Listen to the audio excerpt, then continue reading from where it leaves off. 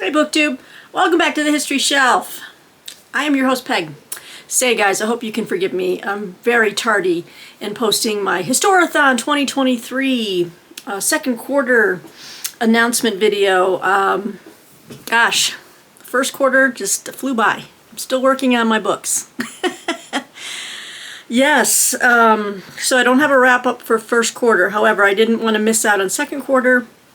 And I have a mini pile of possibilities, but I kind of have already decided, I think, which ones I'm going to be dipping into. But I wanted to show you more as opposed to less, just to see if you have any favorites that I'll be showing, if you have any insights into some of these books. I'm also going to do something a little different. I want to include magazines in this roundup. That is one of my... I feel guilty a lot of the time because I subscribe to a lot of publications, and I'm finding that I have to really carve out time just for magazine and journal reading, and it's become very tedious to try to find that time, and I just need to put down the books and get back into my journals and my magazines a bit more. But you'll see in a second what I'm looking at reading to cover this time period, which goes from 500 AD to 1500 AD. So, having said that, I've got a few books here, and I want to just run them by you guys and share them with you. This one is definitely in the running. I got this book very recently, and I knew that I might target this book for the April through June readings for Historathon 2023, and this is Femina, A New History of the Middle Ages Through the Women Written Out of It, by Janina Ramirez. So this came out very recently, this year. It's put out by Hanover Square Press Books. Let me read to you a little bit of what this is about. So the Middle Ages are seen as a bloodthirsty time of Vikings, saints, and kings, a patriarchal society that oppressed and excluded women. But when we dig a little deeper into the truth, don't mind my dogs, they're rolling around wrestling, but when we dig deeper into the truth, we can see that the Dark Ages were anything but, which many of us know that already. That's kind of been debunked. Daisy. They always choose recording time to act up. Oxford and BBC historian Janina Ramirez has uncovered countless influential women's names struck out of historical records, with the word Femina annotated beside them. As gatekeepers of the past ordered books to be burned, artworks to be destroyed, and new versions of myths, legends, and historical documents to be produced, our view of history has been manipulated. Only now, through a careful examination of the artifacts, writings, and possessions they left behind, are the influential and multifaceted lives of women emerging. Femina goes beyond the official records to uncover the true impact of women such as Jadwiga, the only female king in Europe, never heard of her, Marjorie Kemp, which I have, who exploited her image and story to ensure her notoriety, and Loftus Princess, sounds like a cruise line, Loftus Princess, whose existence gives us clues about the beginnings of Christianity in England. This is all news to me, and I love learning new things. So, I'm really wanting to learn about these ladies. So this could be a really good. I just might have to make time for this one. So this is part of my pile of possibilities for Historathon 2023. Years 500 to 1500. And along those lines, I've got several books by this historian. This is one of his more recent books. I almost selected his other book on the... Oh, he didn't write it. Trevor Rowley wrote it. Okay, but he wrote a book on the Norman Conquest. But this is Mark Morris, and this is his most recent book called The Anglo-Saxons, A History of the Beginnings of England. Now, this one starts at 400 and goes to 1066, Battle of Hastings. But I figured everyone could forgive the 100 years going, outside the frame of Historathon, because we'll pretty quickly move past the 400s. This is richly illustrated photographs, maps, icons, artifacts, color in the middle. He's got some maps in here as well. It's just a beautiful book, and I got this one. This was one of my history book club selections, so I picked this one up myself. Let's give you a quick rundown. 1600 years ago, Britain left the Roman Empire and fell swiftly into ruin. Grand cities and luxurious villas were deserted and left to crumble, and civil society collapsed into chaos. Into this violent and unstable world came foreign invaders from across the sea, establishing themselves as its new masters. The Anglo-Saxons traces the turbulent history of these people across the next 6 centuries. It explains how their earliest rulers fought relentlessly against each other for glory and supremacy, and then were almost destroyed by the onslaught of the Vikings. It explores how they abandoned their old gods for Christianity, established hundreds of churches, and created dazzlingly intricate works of art. This authoritative narrative charts the revival of towns and trade, as well as the origins of a familiar landscape of shires, boroughs, and bishoprics. The Anglo-Saxons is a tale of famous figures like King Offa, Alfred the Great, of course, and Edward the Confessor. But the book also features a host of lesser-known characters: ambitious queens, revolutionary saints, intolerant monks, and grasping nobles. Through their remarkable careers, we see how a new society, a new culture, and a single unified nation came into being. So, fantastic. Now, this is a bigger book. I don't think I would... Just with my book reviewing schedule, obviously, and I'm always reading like 8 different books at a time. And just trying to describe. I'm not trying to bemoan my my lot. I enjoy my book reviewing. It's just a lot of deadlines, and so I do have to write to deadlines and read to deadlines. So what I select has to kind of work. And now one of the selections I made for the last quarter's Historathon, which is like ancient history, and I picked Weavers, Scribes, and Kings, or something like that, by Amanda Padani, and I am enjoying it. I can only, read a little bit here and there as I'm trying to get through my daily stuff, and I have a full-time day job, so it can get difficult. But the will is always there. The will to be able to read a variety of different things and report back on them. It's always there. I'm not able to deliver it all the time, but I do my darndest. But anyway, you guys, so here's another selection I'm considering. If you let me know if you've read it. Now this might be this book, you might have seen a preview of it. Maybe I showed it in my Osprey book haul not too recently. This is a more doable volume. It's a small volume, about 200 pages or so. But it kind of fits with my love of, big battles, kind of early medieval battles, as the Vikings are kind of edging out, and then, here come the Anglo-Saxons and the Normans, and also my love of Bernard Cornwell, and I love the Saxon Tales. It's one of my favorite series ever. And this one is called Never Greater Slaughter. It's called Brunenburg, and the Birth of England by Michael Livingston. And it does have a foreword by Bernard Cornwell. This is put out by Osprey Books. Got this very recently. Again, slim volume. But it does have color, little inserts, photos, stuff like that. So what does this say? The Battle of Brunenburg was fought in AD 937. So that fits right into our time slot for second quarter.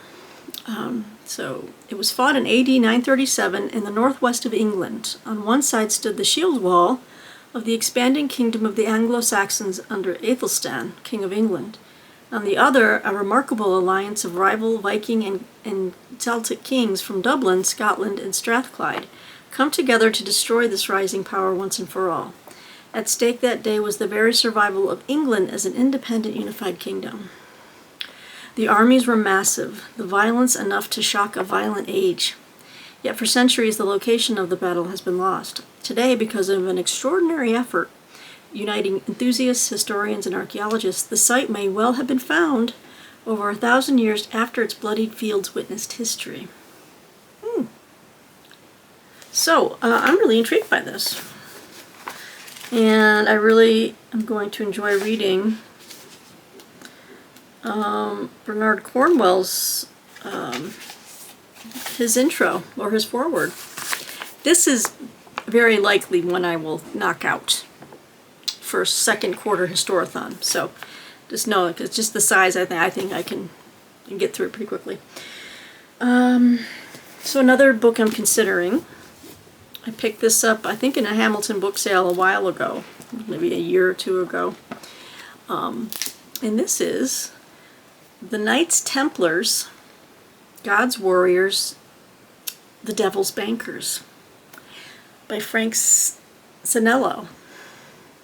It's a nice hardcover copy I picked up. Now, I was looking through to trying to find the dates, and yes, it does, so kind of focuses on the early 12th century, so 1100s. So I figured that would work well for second quarter Historathon. And this one is a fairly well-known one, I think. This is supposed to be like a classic, I think. And I haven't read it yet, and I really want to. And the way the print is set up, it's not like really dense. As you can see, there's a lot of like leading.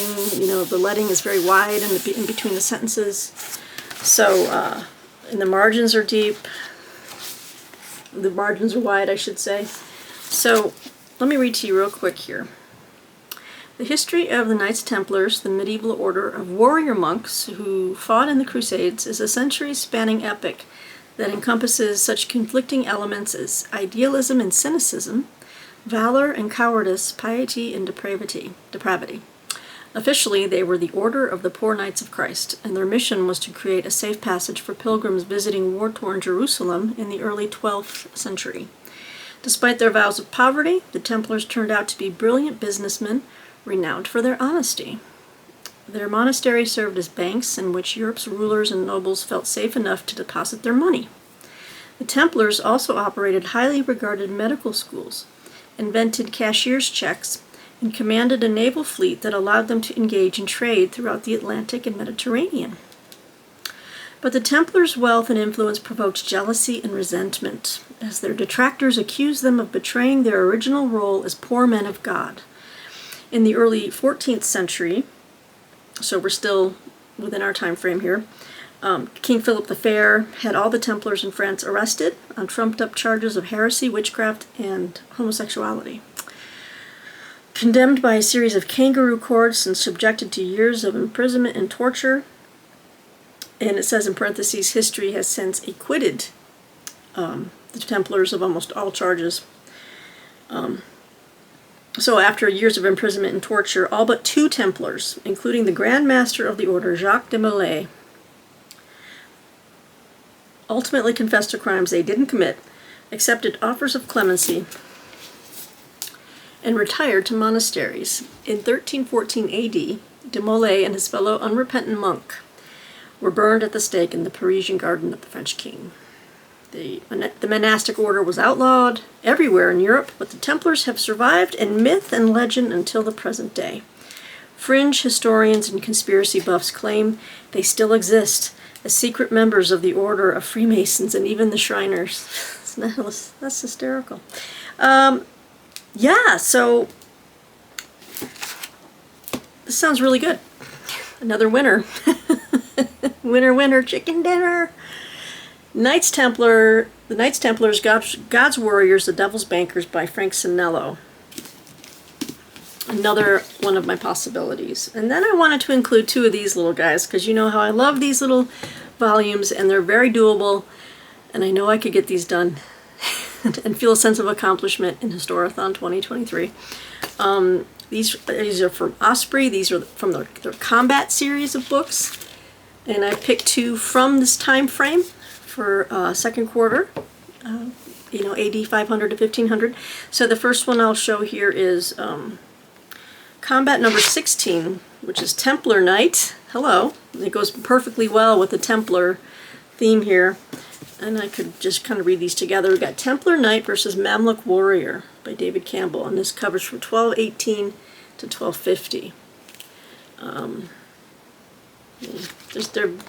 They're very big time. They're heavy on illustrations, but they're fun. They're overviews. They're just nothing totally too in depth, but it gives you just a teaser. And I love the illustrations. So, let's see here. So they're looking at Templar Knight versus Mamluk Warrior. So it says here, step into the violent world of the 13th century. So a century after, or so, the events of this book here, where the European states step into the violent world of the 13th century, where the European states of the Levant battled with Muslim powers for control of Jerusalem. At the cutting edge of the conflict were the elite fighting men of the Crusader and Egyptian armies, the Knights Templar and the Mamluks, respectively. The Templars were the most famous and formidable of the European military orders, while the Mamluks were a slave caste whose fighting prowess had elevated them to the point of holding real political power, threatening their Ayyubid masters who relied on them so desperately for military success. So this book draws on the latest research to tell the story of three key engagements from the 5th Crusade to the 7th Crusade. And goes into some other aspects on just the struggle between them and the political future of the region. So, yeah, I'm thinking this could be a nice little supplement to the actual book on the Templars. And I love the artwork. Okay. Next one I have here is a possibility is combat number 69. This is the Lithuanian Crusade, 1283 to 1435. This is Teutonic Knight versus a Lithuanian Warrior. Okay. And it says here, in the Middle Ages, the Teutonic Knights were a military order committed to spreading Christendom eastwards into the Baltic and Russia.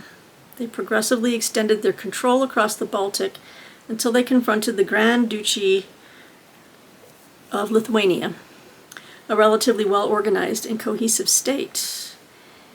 In this book, Mark Galeotti, I should have said it is by Mark Galeotti, investigates the fighting men on both sides in the Lithuanian Crusade, assessing their combat effectiveness in 3 momentous clashes. The Battle of Vaplaucus in 1311 saw the Teutonic Knights defeat a force of Lithuanian raiders on newly Christianized territory. As a result, the Lithuanians would begin to prepare for full-scale warfare, and the siege of Kaunas in 1362 was the month-long investment of the first brick-built castle the Lithuanians constructed. And then in the Battle of Grunwald in 1410, the forces of the Polish-Lithuanian Commonwealth broke the armies of the Teutonic Knights, a defeat from which the order would never really recover. Yeah, these were this absorbing study lifts the veil on these formidable medieval warriors and 3 battles that shaped the Baltic world.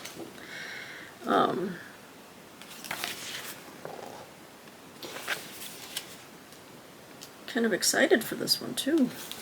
I don't know much about the Lithuanian Crusade. Full maps. So there's another possibility. Okay, so those are the books, guys. Those are the book choices I have for now that we're almost I've got 2 months left actually. I really am late. I'm a whole month late on this. So yeah, it's probably going to be something slim, but I might just start whatever I want to start, and if I don't finish at the end of June, that's just the way it's going to have to be. But I will let you know which ones I pick. And then I have these magazines, which I've told you before that I've subscribed to a few that come from the same company in the Netherlands, Crusader Publishers, and I subscribe to Ancient Warfare, Ancient History, and they used to, and for years I subscribed to Medieval Warfare magazine. They recently just did a whole reboot of that and decided not to focus on the warfare so much, but just as more of a straight history, looking at what they call it culture and conflict. So, whereas before it was known as formerly Medieval Warfare magazine, now it is Medieval World is the name of it. Culture and Conflict. This is their first inaugural issue. There have been multiples since this happened over a year or so ago. So this is issue 1 of Medieval World. This one focuses on the Holy Roman Empire, power, wealth, and military might. Now, you know, some of these articles might not, let's see, go past 1500, but you know, it's okay. I mean, but look at these great articles. These are beautifully designed and laid out. I just can't say enough. You got like a warfare and reform in Bohemia. They cover the Hussites.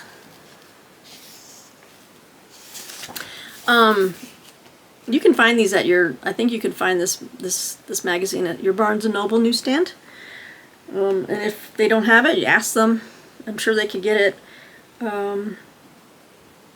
They kind of range all over the place, so that it's not just one aspect. And like this one takes you to Japan.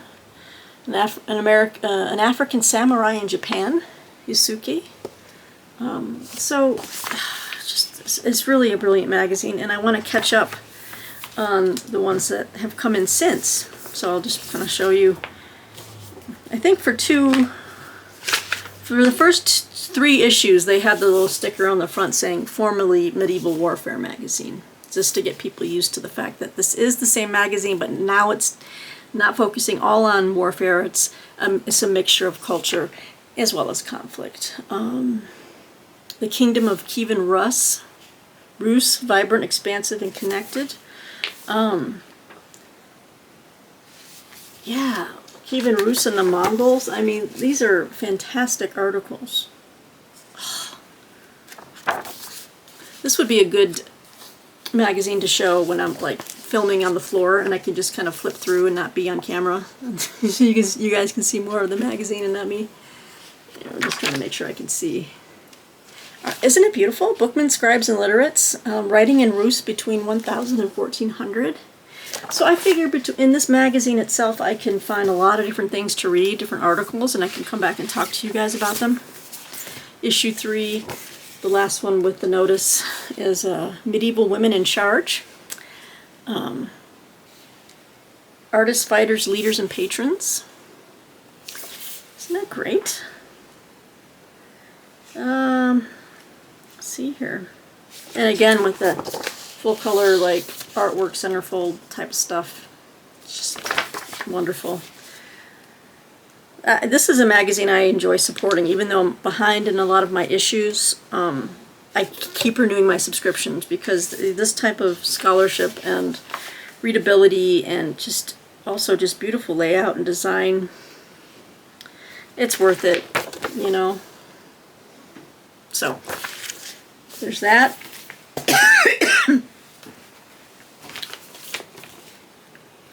So I think we're almost up to, I might have, so I have 5 issues so far. I could have sworn they had 6 already out. And then issue 4 is Medieval People Up in Arms, Fighting for Towns and Communities. They'll pick a theme and then the majority of the articles will support it, but then they'll also throw in some different topics entirely in the beginning and at the end of the magazine. But this one is on Citizens in Arms. Okay, and then the one I just got the other day, and I was kind of bummed because it got beat up in the transit, and it looked like someone at the post office folded it or shoved it into the box wrong, and it's all jacked up. What am I going to do with that? Look at that. Horrible. So this is Medieval World issue 5, Connected and Contested, Sicily, a medieval island at the crossroads.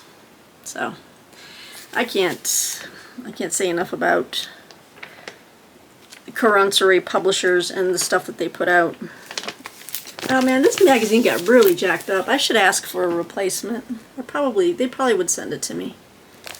But anyway, I saved these, and I have binders for Ancient Warfare, Medieval Warfare, which is now this one.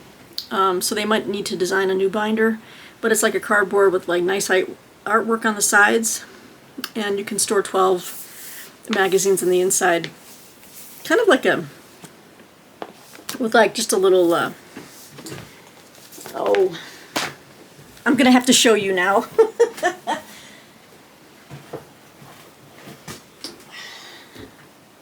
Okay, so this is an example of the binder that I have for Medieval Warfare. So this was the old, okay, really cool art on the front and backs. Then you open it up, and you've got these little, see these things here, and they just, everything kind of opens to the folio in the center. Let's do that. So this fantastic. So I have these for both Medieval World, Ancient Warfare, and Ancient History, and I keep them kind of. I've got a box of them or a bin of them in the garage, but my more recent ones are on my bottom shelf because they weigh a lot when they're completely full. So they're down here on the bottom shelf. I'll show you sometime. So yeah, guys, I thought I'd shake it up a little bit on Historathon and throw in some history magazines as part of the reading. And I think Medieval World is the way to go. I hope at least one or two of you are intrigued enough by the magazine to go out to the newsstand and look for it. Because I don't know, I'm just tickled. I'm just tickled by them, and to know that someone else might find them as exciting as I do. Let's talk. I'm a nerd. What can I say? Okay, so that's my pile of possibilities, gang. Let me hold up the books again. You've seen the magazines, so here are the books. And yeah, let me know what you're reading for the second quarter of Historathon 2023. Now the next segment will be,